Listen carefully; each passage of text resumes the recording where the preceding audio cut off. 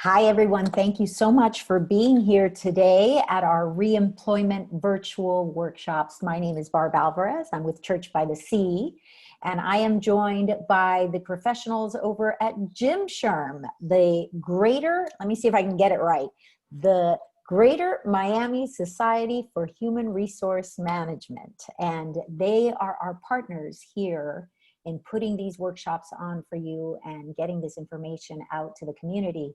This information that is so needed right now. So thank you so much, Jim Sherm and Church by the Sea, for providing this platform. Future announcements before I introduce our guests today. We are having these workshops every Tuesday at 10 in the morning and Thursday at 10 in the morning throughout the month of October. The next one will be this coming Thursday. This exact same information will be broadcast in Spanish. So Tuesdays is in English, Thursdays, the exact information in Spanish. Next week, we will do networking with Marta Ramirez. And the following week after that, it will be Pilar Proctor interviewing skills. She'll be presenting on interviewing skills, so do not miss it. Also, I want to mention that on Fridays at 1 o'clock, we're having our lunch and learns, and those are always fun. So if you want to take a break and do something for your mental health, this Friday we're having a meditation coach come on and talk to us about mindfulness and lead us through a meditation.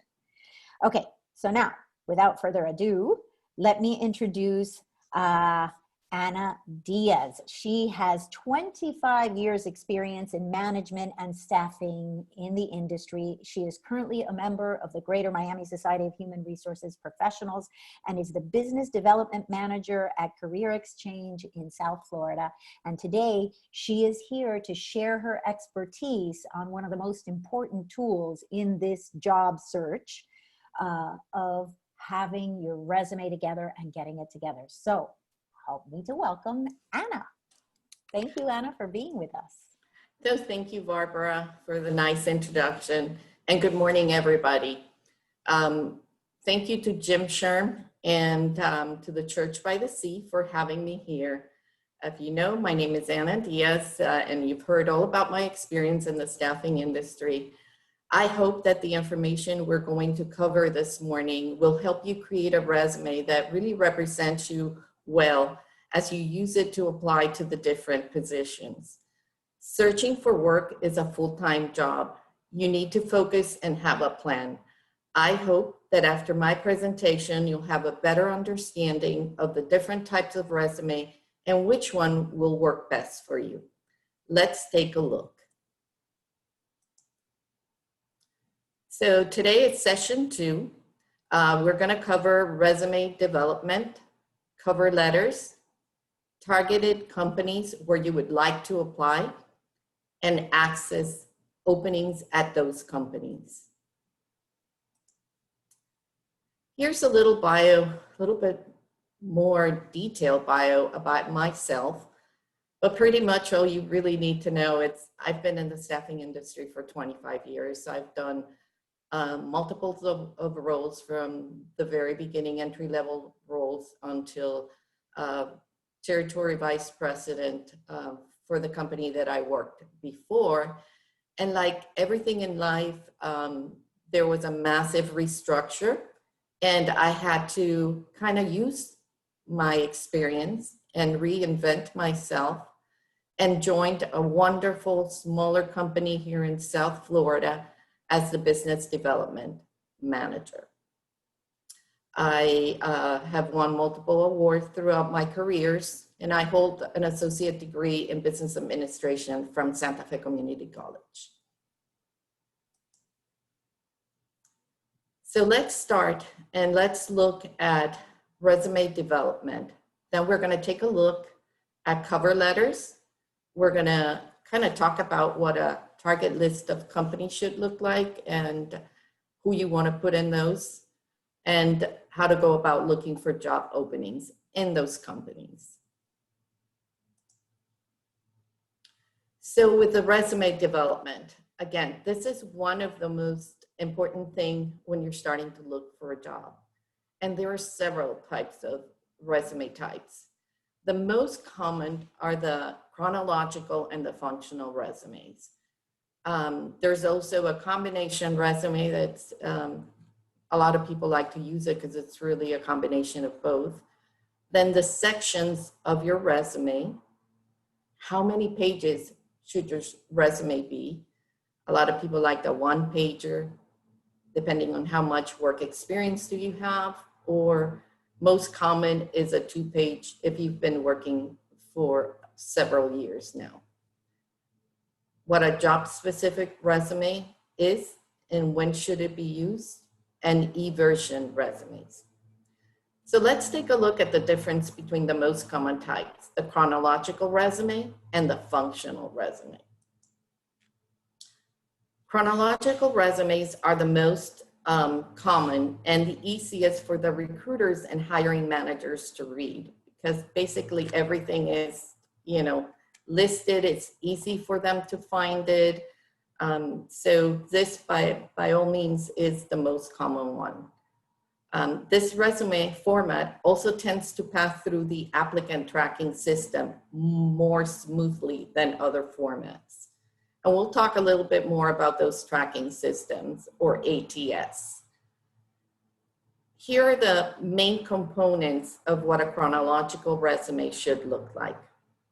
On the very top, it should have a header, which will contain your name and your contact information. And if you have a LinkedIn profile, make sure you include it on that area too. Then there's a summary statement, which is really optional. There are people that like to put the summary statement and others do not. So that is definitely an optional piece. Then there's the skills section. This can go right under the summary section or at the very end of your work history. This is really more what's convenient to you and how you would like to present your information. Then we roll into the work experience, the meat and potatoes of the resume. That includes the name of the companies you've worked, your title, the dates of employment, and also the city where you've been working, because there's a lot of people that move from one area to another and want to make sure that we're presenting the information exactly to where it was that you worked. We're going to use about 4 to 6 bullets to put our achievements and the skills we built while working at that specific position. At the very end, we're going to put our education and any certification that we may have acquired during our stay at one of those companies. Here's an example of what a chronological resume looks like. You're going to pardon me, but the letters are really small there. So I printed a copy so I can go into more details about that resume. As you can see, we talked about the header. So this person put their name and the contact information right after. They did use a professional summary, which they use 2 lines, which is basically 2-3 lines is the most you should have there. Followed quickly by the work history or professional history. This person listed 3 jobs. And then after the work history, she went ahead and listed the skills and abilities.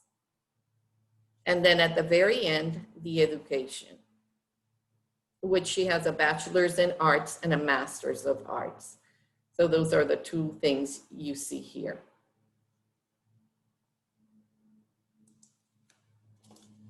The functional resume. The functional resume will focus on your skills and career highlights rather than on your chronological work history. This resume comes in really handy for non-traditional candidates typically would like to use this resume format. For example, if they have been unemployed or if they've been switching industries or you want to switch the role completely, a functional resume would be probably the best suited for you. As you can see, the sections of the functional resume kind of are the same as for the chronological, but they're definitely formatted completely different. Let's go and look at one of the functional resume. So the first one that I have here is for a sales clerk. And that person has a completely different format. Towards the left of the resume, the person put in the qualification summary. And these are examples. I'm going to read it a little bit for you so you can have an idea. So it's a proven track record of boosting month-to-month sales figure, strong customer service skills, interpersonal skills, and then an award she got as an employee of the month. Then she jumps right into the relevant skills.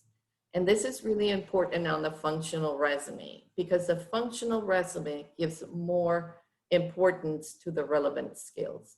So here she's talking about customer service. So receive a 95% of customer service feedback, enhance customer experience by providing quality and assistance, educated customers on up and coming brands and latest fashion trends. This is a person that is working as a sales clerk in a store.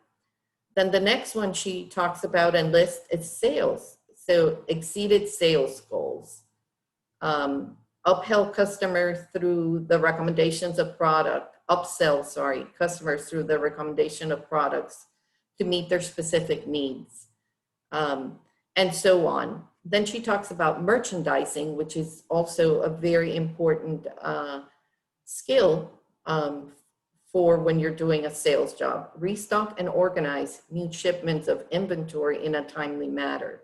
Develop and create unique displays that attract customers to a desired product. So you get the idea of more or less what to put on those relevant skills. Then to the right hand of that resume, on the very top, she has email address, all her contact information, her phone number, her address, and her LinkedIn profile. Follow quickly by the work history, which is just basically the name of the company where she worked, where she was, the city and state, the years she worked there, and then the position she held, which on the first one is a sales clerk. The second job opportunity she lists is the Gap, and then the last one is the North Face. So you get an idea. It's basic. There's no information under the work history. Then followed by the education. She has an associate degree in fine arts, and then awards and honor. She was an employee of the month at the Gap in August of 2014. So that basically, I kind of went over the resume because I know it's a little bit hard to read what's on the screen. I also have, I'm not going to move the slide yet. I also have another functional resume, which unfortunately I don't have on the screen, but I would like to go over it briefly.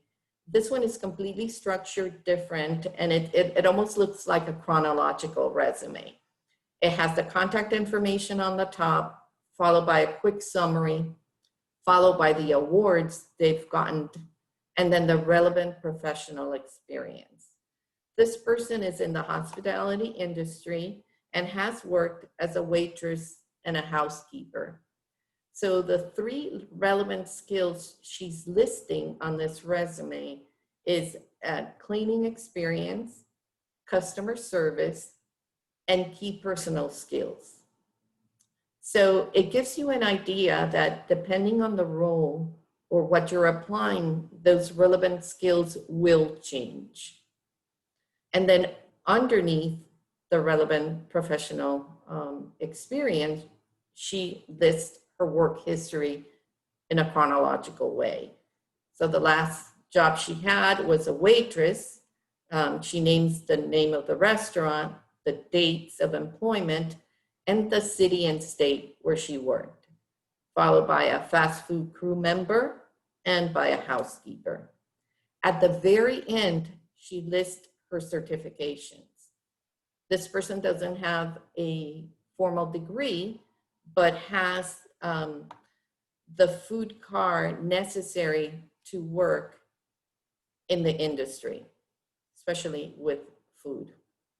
So I hope that gives you, even though you can't see it in the screen, it gives you another idea of how a functional resume can be formatted in different ways.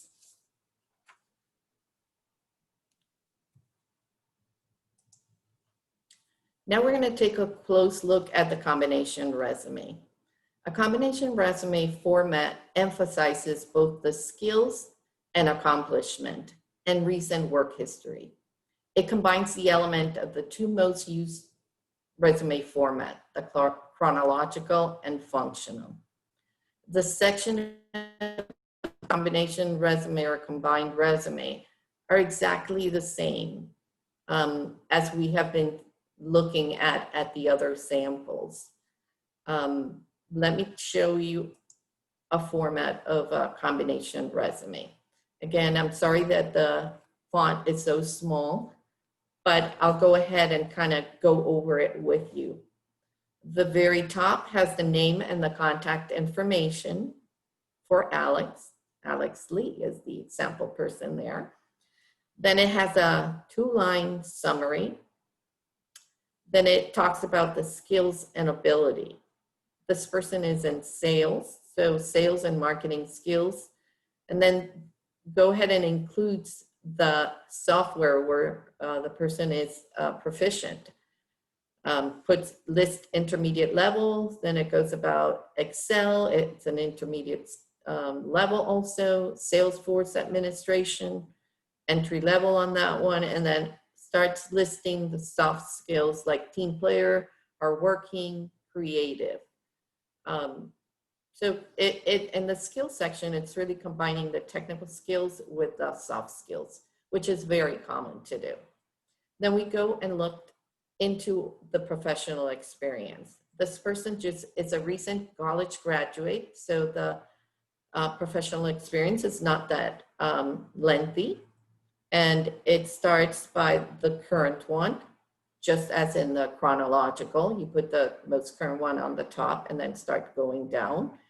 And the first one is he's working as a sales associate at L&O Financials. Underneath, he was an intern at the same company, followed closely by the education history, and then the awards, which included his schooling awards. He was magna cum laude, President's Scholarship Award, the year he won it, and academic honors from 2012 to 2016.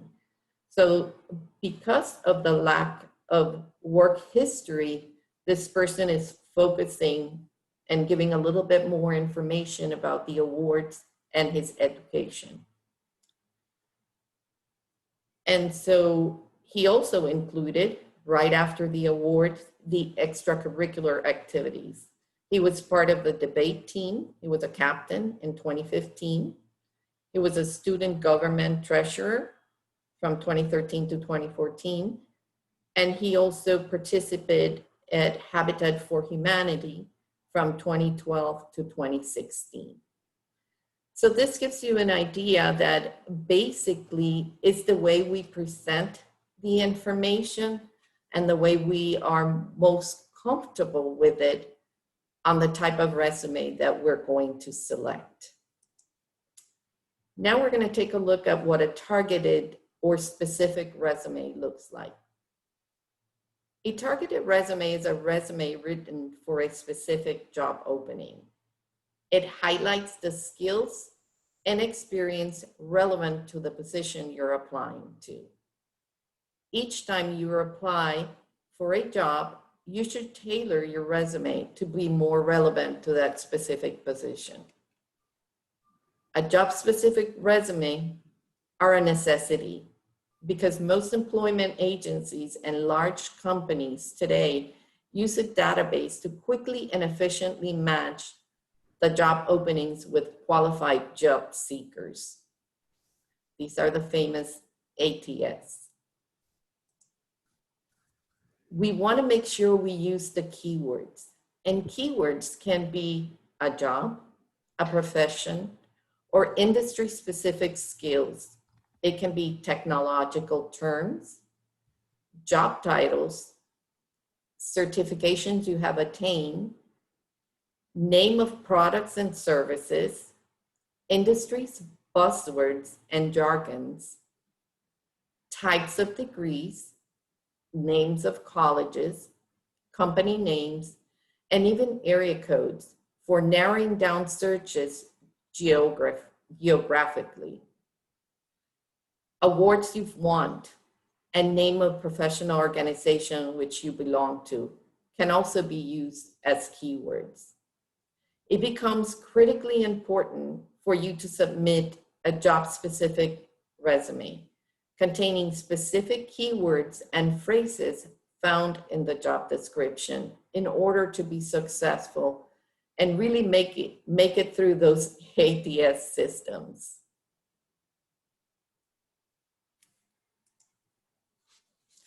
Electronic resume, or basically known as an e-resume. We want to make sure we're using keywords found in the job ad you want to apply to. Pay attention to these words and use them throughout your resume and also your cover letter, which we're going to talk about that a little bit further on the presentation. We want to pay attention to the format. Most common is you want to create your resume on a Word format. And once you're finished editing and everything looks well the way you want it, then you want to save it as a PDF. This will keep the format intact as you start sending it via email to those job postings you're applying to or to specific contacts that you maybe want to share your resume with. Keep it simple. Unusual fonts, colors, or graphics will tend to clog up those ATS systems. And really, you want to make ATS work for you. You don't want to be disqualified by an ATS system. Use standard headers such as work experience or professional experience. You want to make sure, again, the ATS systems recognize the information you have on your resume. And again, there's millions of free resume samples in Google. So like we say, Google it. Google is your friend, and you'll be able to find lots of samples of all the resumes I have covered here so far. And truly, a resume is your, it's almost like your business card. It's what represents you. And you need to feel comfortable with the format you're using. Now let's talk a little bit about the cover letters. We want to make sure we keep it brief and to the point. We want to avoid generic layouts, or it's important to keep it as unique and job specific as possible. The content, important key points. Describe how your qualifications fit the skills needed for the job. Give specific samples of how your experience qualifies you for the job you're seeking.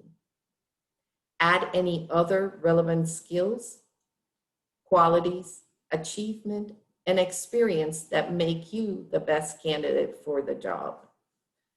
I have a cover letter here that I want to share with you. Unfortunately, not on the screen, but it's very short and sweet. It's got only 3 small paragraphs, but it's how the candidate is using the keywords throughout. So he addresses, obviously, header, his name, address, contact information, email address. He directs it to the human resources.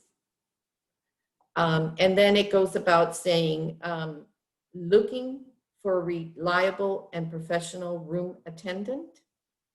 That talks specifically about the keywords on that job description. Search no further because I am ready for the job. With over 6 years of experience as a room attendant, I will step in and make an immediate contribution to the Airport Milton Hotel for continuous success. So here he's talking about his experience. So 6 years experience as a room attendant. And where is he applying to? To the Airport Milton Hotel. Keywords again, you're seeking someone who can work independently, quietly, and mentor new employees. And that is exactly what I am prepared to do. As a room attendant, again, another keyword, I will manage my daily room assignments while also keeping an eye on the common areas of the hotel and address issues promptly. In addition, I'm quality-minded, organized, proficient with time management. So now he's mentioning his skills. So he's covered all the points about the cover letter. And then his last little paragraph is, I look forward to meeting with you in person this week and discussing the details about the position. In the meantime, please find my resume attached. References are available upon request. So as you can see, it's a very small, short and sweet type of cover letter. This is what I just mentioned when I read the cover letter. Make it simple, use simple language, which will have a greater impact on the reader. Your goal is to make the letter as short as possible and make every word count. And I think in this example that I read, we can see how this person, Easton, achieved that. Source your qualification and achievement. Be specific when describing your professional and academic qualifications. And always follow up. And let's take a few minutes here. You know, when you're looking for work, there are hundreds of positions that we tend to apply for. Some are definitely more specific to, they're better suited for our experience than other, but we tend to apply to a lot more. When there's one that really is a good match for your work experience, you want to make sure that you follow up. Once you send that cover letter with your resume, make sure if you send it to the human resource manager, you follow up with a phone call and try to find out the name of that person so you can become more noticeable, for a lack of a better word. Okay, you want to make sure you jump to the pile of resume because now you've done something that is not what the most of the people that are applying usually do. Unfortunately, not a lot of people follow up when they apply to jobs. I hope that this gives you a good perspective of just by that following up that will put you in a better position when trying to find that perfect job. Now we're going to look at the most common mistakes of the cover letters. So not addressing the letter to a specific individual. I know for many, many years before, we used to use to whom it may concern, and a lot of people still use it. And it's not that it's incorrect, but it will not pack the same punch as if you're sending it directly to the person that's the hiring manager, whether it's a director of human resources, whether it's the manager of human resources, or basically you can take a few minutes of your time and just call the company and find out who's the hiring manager for that specific role. The more specific you go about applying for that specific ideal job, the better it's going to be for you. Failing to be specific about your job skills. If you put a very generic letter with not a lot of the information, it's just not going to pack the punch it needs. Using a generic cover letter that was designed for another job and doesn't have the job specific about where you're applying now, that's not going to work either. So let's make sure, and the one that I didn't place here because it's, to me, it's just normal. Make sure you always post truth information. Don't put things that you have not done or the skills that you do not have, because that would be immediate grounds for termination if you're selected for the job. Let's look at what a list of targeted employers looks like. So we talked in the very beginning, I think I mentioned that looking for work, it's almost like a full-time work. So in order to make it easier and for us to keep on task and organized, we do a list of the companies where we would like to apply. So if it's in the hospitality industry or in any other industry for that matter, and you want to work at Amazon or you want to work at Walmart or a hotel, you're going to make a list on those specific companies. So why make the list? Because it's basically going to save you a lot of time in your job search. There is no need to waste time applying for jobs and interviewing for jobs that they're really not a good match for your qualifications and your current goals. There are many websites that publish different best company lists to work for in a variety of different industries. So one of the most common one is the Fortune company. They print several lists, the Fortune 100, the Fortune 500, and the Fortune 1000. Glassdoors, Forbes, your local chamber of commerce, they have several lists available. Professional organizations directories, they also have lists available for you. Everything can be found online. LinkedIn, the company section, tons of companies on the LinkedIn site. And obviously the most important, your network. Your network is the best way to go about finding your next opportunity. You want to make sure you provide your resume to your friends, to your neighbors, family members, and business professionals you have either worked with before or are still in your network. They can pass your resume and they can let other people know you are available and looking for an opportunity. And basically, networking so far throughout all my career has proved to be one of the best ways of finding your next opportunity. Job openings, where do we want to find them? So again, using your target list that you put together, we're going to go to their company websites and look for what do they have open at the moment.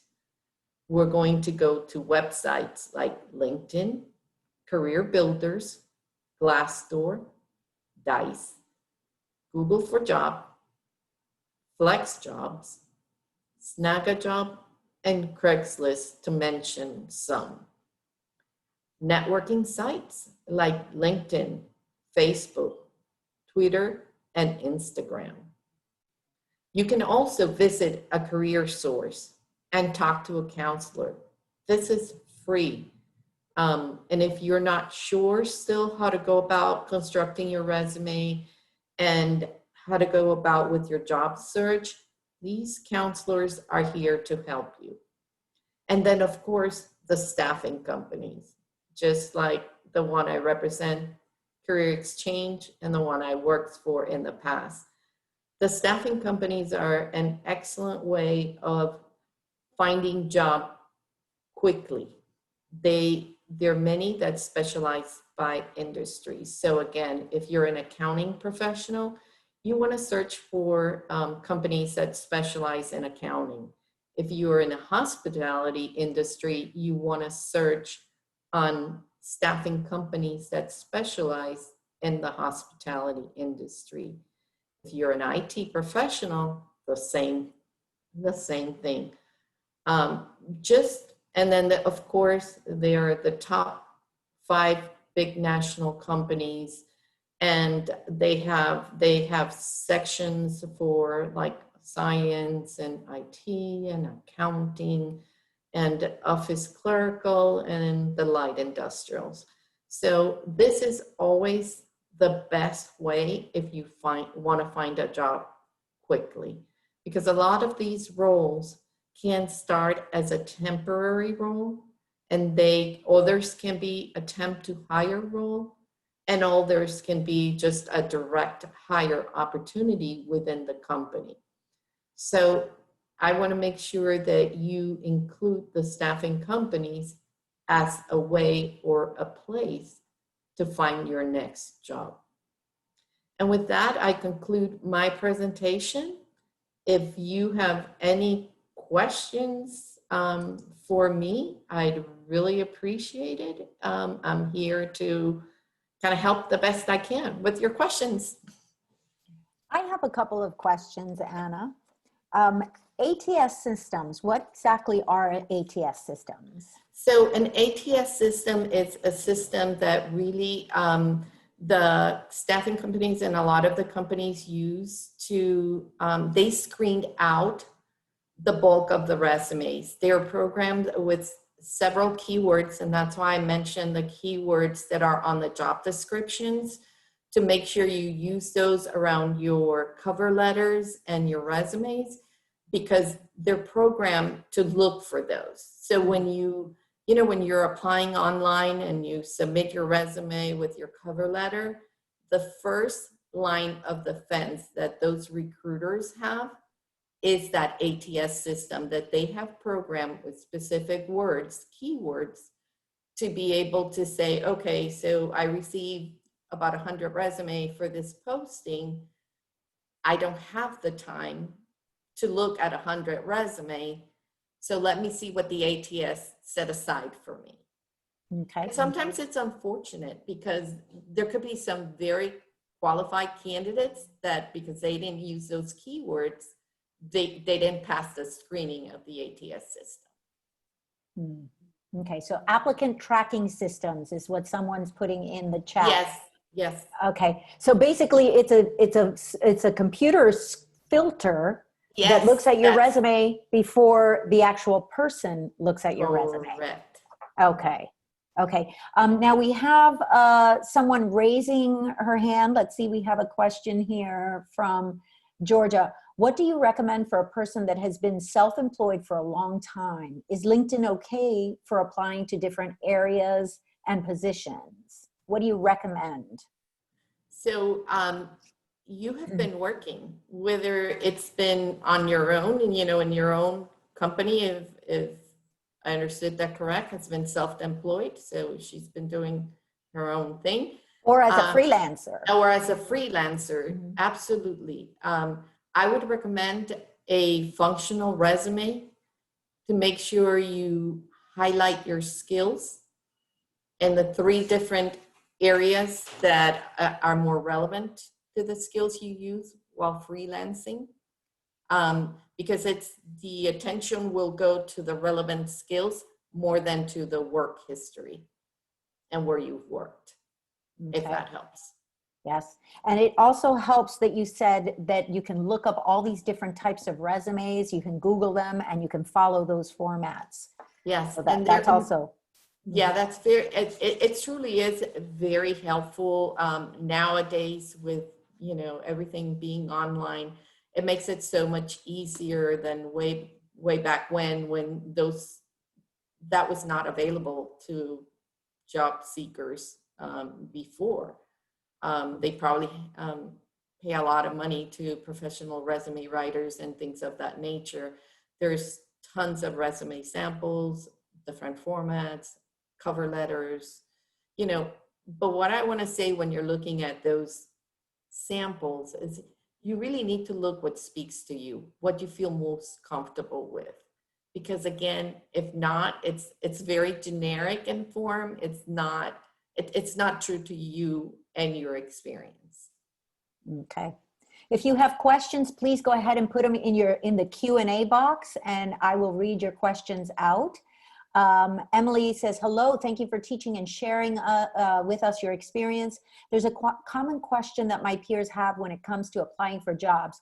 Once you submitted your resume, how long should you wait to do a follow-up? So I would basically wait a couple of days and then go ahead and do that follow-up. Because of course, since I said the applicant tracking system is going to take some time to do that, then those resumes that pass through the system are going to finally get to the hiring manager or the recruiter filling that position. And so you want to give them at least 2 or 3 days to do the follow-up, but please make sure you do the follow-up. It's going to set you apart. Okay, if you have questions, guys, please go ahead and put it in the Q&A box, and I'm happy to read your questions. The sign off. How do we sign off on a resume? It used to be sincerely, you know, it's, what's a good sign off that sounds casual and simple and doesn't sound too formal? So I imagine, if I understood that correctly, not on a resume, but on a cover letter. Cover letter, that's right. Yes, sincerely, it's still acceptable. Thank you. There's not a specific one that's more recommended than other. It's just how you feel, or thank you for your consideration, sincerely, you know, something to that effect. Okay. I love that you also said, please call ahead and find out who the person is that will be receiving and reviewing these resumes. And if you cannot find the name of that person, direct it to the Director of Human Resources. Direct your cover letter and your resume. Is that correct? That is correct. I think for me personally, and for what I've seen as we have changed year after year, everything changes as we're applying for jobs. To whom it may concern was a standard a couple of years ago, but not any longer. I mean, why not? With everything that we have LinkedIn. If we look at that company where you're trying to apply and you do a little bit of research, you can find out who the HR manager is. You can find out who those recruiters are and make a phone call. It just takes a few seconds, and it just places you much better. Somebody will be impressed if they have not published their name or, you know, department or whatever, and then you address that letter to the specific person that's working on that open position. Okay. We also have another question. Are there free or low-cost services to review my resume? Yes, they are. And again, you can find multiple information on Google. You can find it also on LinkedIn. You can also reach out to SHRM and the Greater Miami SHRM. And we may have some people that actually do that for a living, and we can, you know, provide you with that information. But yes, there are many places where you can find that information. Okay. What is the Jim SHRM website? If someone that is on the webinar right now can put that information in the chat box, I can read it out. The name of the Jim SHRM website, the Greater Miami Society for Human Resource Professionals. Here we go. We have it. Someone is putting it on. www.jimshrm.org, and I'll read that out to you. GMSHRM.org. www.jimshrm.org. GMSHRM.org. And if you get online, if you can't find the information on their website, give them a call. And they will probably, most likely, help you find someone who can review or help you to review your resume and all of your hiring tools or your job seeking tools. Another question, how to take advantage of social media. All right, hold on. That question went away for a second. All right. that question went away. So someone just asking, how do we take advantage of social media and that type of thing? So again, that's when I talk about the networks, also the website. So when I personally was in transition from when I was laid off from the company where I worked 20 something years, I went ahead and posted my resume on LinkedIn because of the role that I was looking for. If there is I recommend you do the same. There's also, I believe that Facebook has an area for jobs. I believe Instagram and Twitter have the same, but also word of mouth. Social media is great and it will reach out to everybody, but there's nothing like your network. And obviously your network is part of social, you do it through social media and you do it through in-person. Oh, okay. Anna, you froze there for a second, but I am going to go ahead and also read. Anna, I'm sorry. Are you back? You froze there for a second. Yes, I'm back. Okay, you're back. Okay. So in addition to the Jim Sherm website, Robert, who is with us, has added that you can email admin@jimsherm.org, admin@gmshrm.org. Email that account and they will help you find someone to help review your resume and your other job seeking tools. Let's see, anything else? Let's see if we have more questions. If the person that is interviewing me asks why I left my previous occupation, should I be honest, or is there an alternative way to approach this question? So honesty is always the best way to go about it. Depending on the reason that it was, there's ways that you can say what you need to say, but in a more subtle way. I mean, there's always ways to put your message across, but honesty, it's the best. You should not put the information forward, because at the end of the day, their reference will be checked, backgrounds will be done, and everything comes to light. So always be forthcoming with the information. And again, you can speak to a job coach and they can pretty much help you on how to how you're going to answer that question. And I think Pilar is going to do a lot of that when we get to the interviewing part of it. So maybe that could be a question for when she puts the interviewing piece of it. Thank you, Anna. Let me remind our participants here that the last one of these workshops on October 27th is going to be all about that. It's going to be about how to interview, how to approach these questions, how to spin this information. As a media professional, there is always a way that you can spin the information to create the response that you want. Mm-hmm. And Pilar on October 27th, who will be our guest speaker, will be addressing all of those topics. So don't miss that one. Another question, is it bad to have a very big realm of interest on LinkedIn? Okay, so can it be more specific? Like,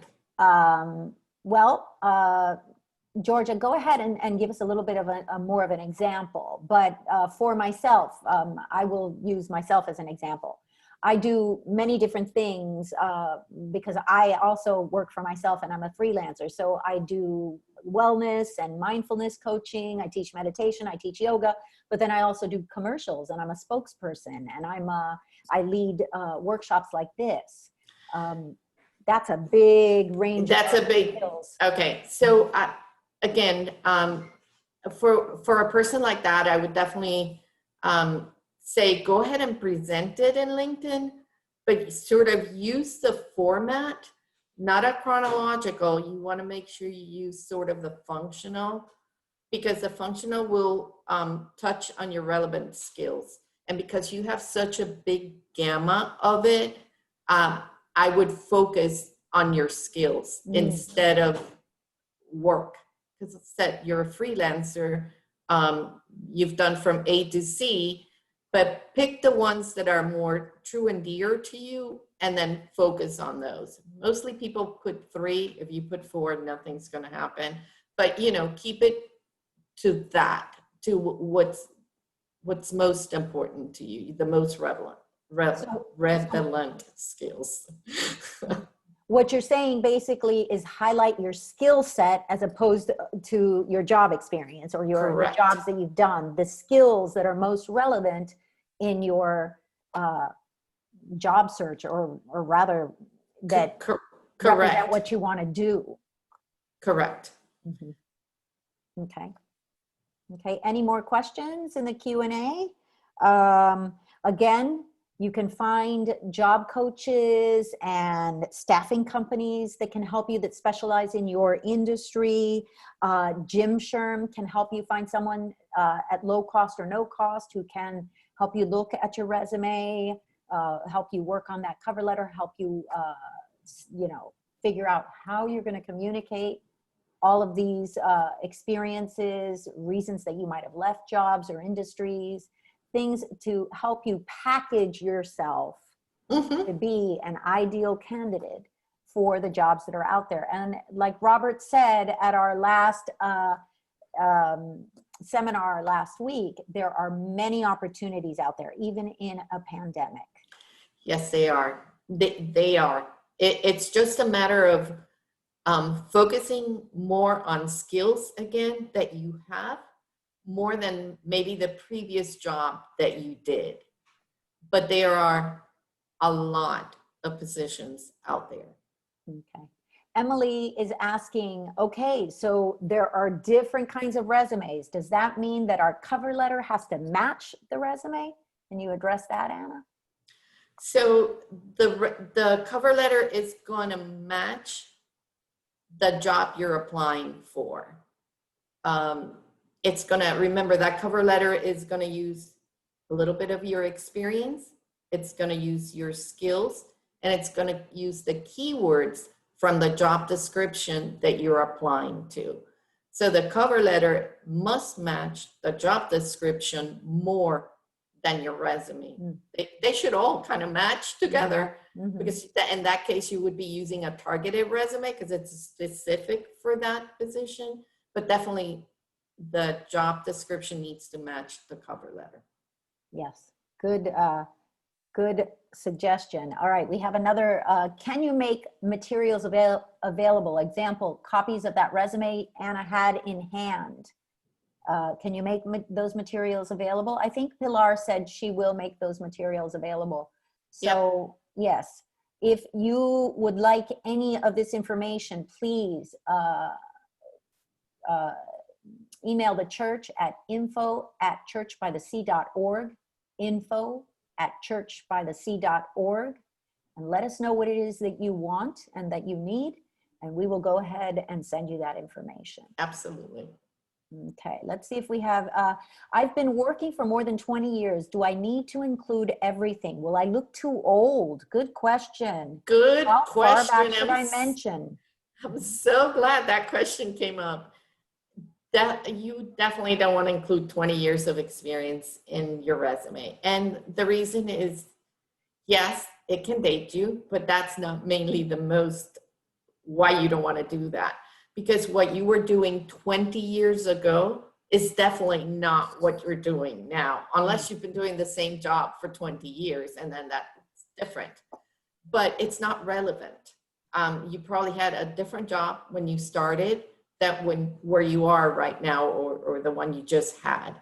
So it's basically the norm is the last 10 years of your work experience. If you've been working for a while, just cut it down to your last 10 years of work, because that's what's most relevant in your career. Awesome. Thank you. Thank you, Anna. We are just about out of time. We have one more question. We're going to take this one. Let's see. Since both the cover letter and resume reflect my character and valuable skills, how personal should I get? And so again, you are going to put some of your soft skills. I think you keep it straight, short, and sweet, but you will put some of those soft skills. And what are soft skills, Anna? Can you tell us what that means?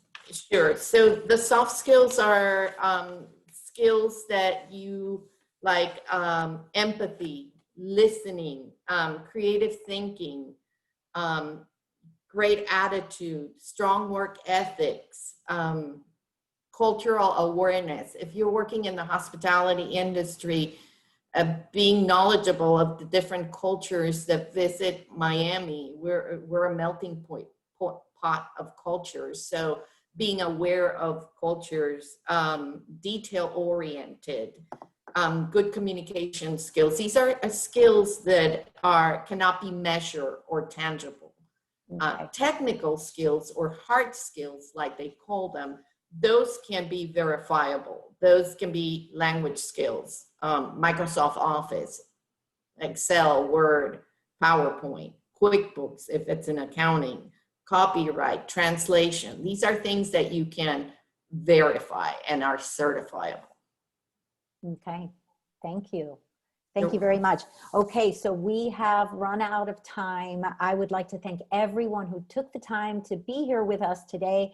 I want to thank Jim Sherm for co-partnering or partnering with us to make these virtual webinars, workshops possible. I would like to thank Anna. I would like to thank for being with us and giving us her expertise. I'd like to thank the other Jim Sherm professionals that are here with us today, Robert and Pilar, and I think Marta is with us as well. I'd like to thank you all for being with us. Let's see, what else? Remember, we have this same webinar happening on Thursday in Spanish. Next week on Tuesday, we will have the English version of, let's see, networking, and on Thursday we'll have the Spanish, and then on the 27th we will have Pilar talking to us about interviewing, and the Spanish language will be on the 29th, so don't miss it. This Friday we will have a lunch and learn at 1 o'clock, and if you are wanting to learn how to meditate and what mindfulness means, we're going to have a coach talk to us about that, and then also take us through a meditation, and that is a wonderful skill to have, to be able to hone your focus, calm your mind, be healthier all around, and be more mentally aware. Thank you, Church by the Sea, for making this possible for us. And I think that's all I have for now. We will see you guys on Thursday and on next Tuesday. Okay. Bye. Bye. Thank you.